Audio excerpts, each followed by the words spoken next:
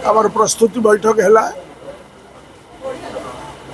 ओडिशार कोण अनुकोणरू आसी जो माने हिंद मजदूर सभार संगठन गंडी भितर रही कार्यक्रम कर आसुले 8 वर्ष है आमर इलेक्शन ही ना जो जो केंद्रीय संगठन तदबीर करने आसी निजे प्रेसिडेंट और जनरल सेक्रेटरी आसी आम बहुत खुशी एवं पाखे आभारी जे से ओडिशा को आसिले एवं आमको दिग्दर्शन देइछथि आमर आदर्श कौन रहिबा दरकार हाउ विल बी इंडिपेंडेंट एवं सेल्फ ड्रिवेन तेणुक से कार्यक्रम को आम आगामी 13 तारीख दिन आमर आनुष्ठानिक भाव में इलेक्शन करने जाऊँ से मत कहते 2 जन सेंट्रल ऑब्जर्वर आसबे फ्री एंड फेयर इलेक्शन हम 92 अनुष्ठान जो मैंने एफिलिएशन रे अच्छा से लिस्ट आमको देइछथि से माने will be eligible to elect their new leader आपण ही पारती जी भी ही पारतु जी ना ना ना ना इलेक्शन हम इलेक्शन ने जो माने इच्छा करेंगे से पार्टिसिपेट करेंगे जी इलेक्टेड होना आसो सहीटा है आम एचएमएस माने राष्ट्रीय स्तर रु एवं वर्तमान स्तर पर्यंत सहीटा है मापकाठी फ्री फेयर इलेक्शन हम तेणुक आज ओडिशार सबू कोण अनुकोण आसी कहीं किसी लोक धारणा देउथले जे ओडिशा रे एचएमएस दुर्बल हो जाइए एचएमएस केले दुर्बल नथिला दुर्बल रहिब नहीं एवं सबल रही गरीब खटिया मेहनती मनुष्यर कथा को आम उठेबू एवं आमर सर्वभारतीय स्तर में जो नेतृत्व जो निर्देश देवे जिते जो डाकरा दिज्व अन्य समस्त ट्रेड यूनियन मान सहित एकाठी होना कार्यक्रम कर व्यवस्था अच्छे आम बहुत खुशी जे गतकाली आमर नेशनल प्रेसिडेंट और नेशनल जनरल सेक्रेटरी उभय सहित गोटे इंटराक्शन होता अन्य सीटू ठार आरंभ कर AITUC आरंभ कर UTSN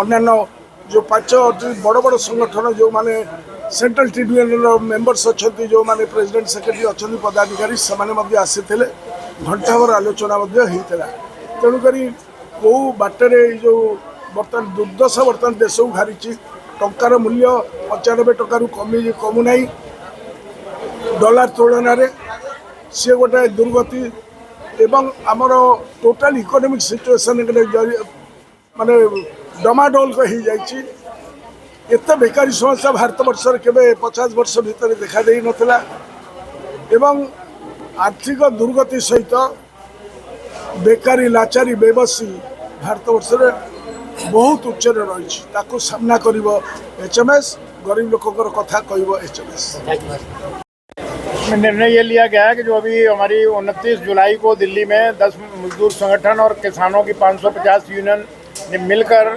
सम्मेलन किया था। वो किसानों के ऊपर भी हमले हो रहे हैं, जितने फॉरेन ट्रेड एग्रीमेंट हुए हैं अमेरिका से, जर्मन से और यूरोपियन यूनियन से, यूके से, उसमें किसानों के ऊपर बहुत बड़े हमले हैं। क्योंकि हमारा जो एग्रीकल्चर प्रोडक्ट है वो अमेरिका में जाके बिकेगा नहीं, क्योंकि उस पर 18% टैक्स लगेगा, और जो हमारा प्रोडक्ट है अगर वो अमेरिका जाएगा तो उस पर 18%, और जो वहाँ से आएगा वो 0% पे है।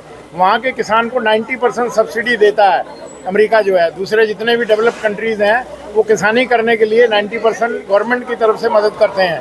पशुपालन के लिए भी वो 90% उनको मदद करते हैं, पैसा देते हैं बैंकों से। परंतु हमारे यहाँ पर उनको GST देना पड़ता है जो भी चीज़ खरीदेंगे, तो लिहाजा हम उनके बीच में कम्पीट नहीं कर पाएंगे। हमारा किसानी मर जाएगा, जनता मर जाएगी, चीज़ें महंगी हो जाएंगी, मार्केट को कैप्चर कर लेंगे वो। India is the largest market of the world, और हमारे देश की 145 करोड़ पॉपुलेशन है, तो वो उसको कैप्चर करना चाहते हैं। तो लिहाजा वो उनके साथ भी अन्याय हुआ है, वो भी हमारे साथ में है और हम भी साथ में। अभी 10 तारीख को हमने पूरे देश के अंदर क्विट इंडिया मूवमेंट डे 9 को होता है, परंतु हमने 10 को मनाया है, जिसमें किसान भी हमारे साथ थे। और अभी हम दिल्ली में बहुत बड़ा एक पड़ाव करेंगे या मार्च टू दिल्ली करेंगे, जिसमें लाखों किसान और वर्कर मार्च करेंगे। इसी मुद्दे को लेकर आपने सरकार से कोई बातचीत की है? सरकार से बिल्कुल बात की है, लगातार उनके टच में है कि आप जो मजदूर विरोधी, किसान विरोधी, नागरिक विरोधी नीतियां हैं उनको आप कृपया करके वापस ले लीजिए, अन्यथा देश की जनता इन चीज़ों को बर्दाश्त नहीं करेगी कि वर्कर जो है वो फोर्स लेबर हो जाए, बंधुआ मजदूर बन जाए, फिक्स टर्म अपॉइंटमेंट कर दो, मालिक के आगे वो सरेंडर कर जाए। हमने लड़ कर अपनी सारी चीज़ें हक लिए थे, फैक्ट्री एक्ट बनवाया था, फैक्ट्री एक्ट को इन्होंने थ्रेशोल्ड बढ़ा दिया है। ये कहते हैं ये यूनिवर्सल कोड है, वो झूठ बोल रहे हैं, गलत प्रचार कर रहे हैं। क्योंकि जो फैक्ट्री में वर्कर पहले 10 काम करते थे पावर वाला, उसको 20 कर दिया है। नॉन पावर वाली फैक्ट्री में जो पहले 20 वर्कर काम करता था, उसको 40 कर दिया है। 65% worker of the factory will be out of the preview of this new code. और उन्होंने फिर 100 वर्कर को अगर किसी मालिक ने क्लोजर करना है, शटडाउन करनी इसी है। मुद्दे को लेकर तो भारतीय मजदूर संघ ने पिछले 2-4 दिन से पहले ये हड़ताल किया था और हर डिस्ट्रिक्ट कलेक्टर को एक ज्ञापन भी दिया था। उन्होंने हड़ताल नहीं किया है, वो क्योंकि अपना फेस सेविंग करना चाहते हैं। दे आर आल्सो बीएमएस वाले कहते हैं ना कि हम भी तो मजदूरों का संगठन है। तो अगर हम लड़ रहे हैं, हमने 8 हड़तालें की हैं, उन्होंने क्यों नहीं की? वो क्यों नहीं हमारे साथ आए? क्योंकि उनका लाइसेंस मिलता है नागपुर से, हमारा लाइसेंस मिलता है वर्कर से। तो हम तो वर्कर के पास ही रहते हैं, वो रहते हैं नागपुर के पास। नागपुर जो कहेगा वही करेंगे। तो लिहाजा अच्छी बात है अगर वो वर्कर की डिमांड को जो हम उठा रहे हैं, हम संघर्ष में हैं, स्ट्रगल में हैं, तो वो भी आ जाए, अच्छी बात है। हम तो उनको निमंत्रण देते हैं। तो आपके साथ वो क्यों नहीं आते? कोल में आए हैं, कोल की 5 दिन की हड़ताल में आए थे। हमने 3 दिन में उसको ठप कराया। उस वक्त नागपुर से कोई इंस्ट्रक्शन नहीं मिला था उनको?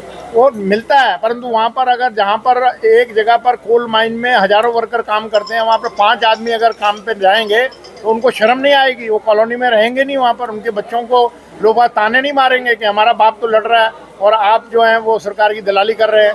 तो इसलिए शर्म के मारे उन्होंने कहा कि हम भी वर्कर से बाहर नहीं जा सकते। तो वो उनके साथ में गए, डिफेंस में गए। डिफेंस में उन्होंने हमारी 5 दिन की हड़ताल में शामिल रहे वो।